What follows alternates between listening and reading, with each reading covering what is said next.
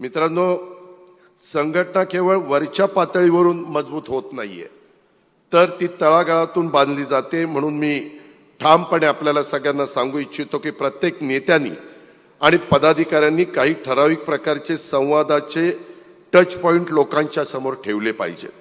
Booth स्तरीय संवाद, प्रभाग सभा, जनसंवाद शिबिर, राष्ट्रवादी परिवार मिलन, युवक टाउन हॉल, महिला बचत गट बैठक आणि उद्योग, त्याच्यामध्ये रोजगार सुविधाची शिबिरं, हे आपण वर्षभर शिस्तीनं त्या ठिकाणी केलं जाणार आहे। तर आपला पक्ष नेहमी हा लोकांच्या जवळ राहील, जनतेच्या जवळ राहील। आणि कोणत्याही नागरिकाला असं वाटता कामा नये की राष्ट्रवादी काँग्रेस पक्षाचे कार्यकर्ते नेते हे फक्त निवडणुकीच्या वेळीच दिसतात, असं पण घडता कामा नये, असं पण होता कामा नये। आणि तुम्ही सर्वांना ठाऊक आहे की आपण भाजपच्या नेतृत्वाखाली महायुतीच्या सरकारमध्ये आपण पण आहोत, शिवसेना शिंदे साहेब पण आहेत आणि सहयोगी आहोत।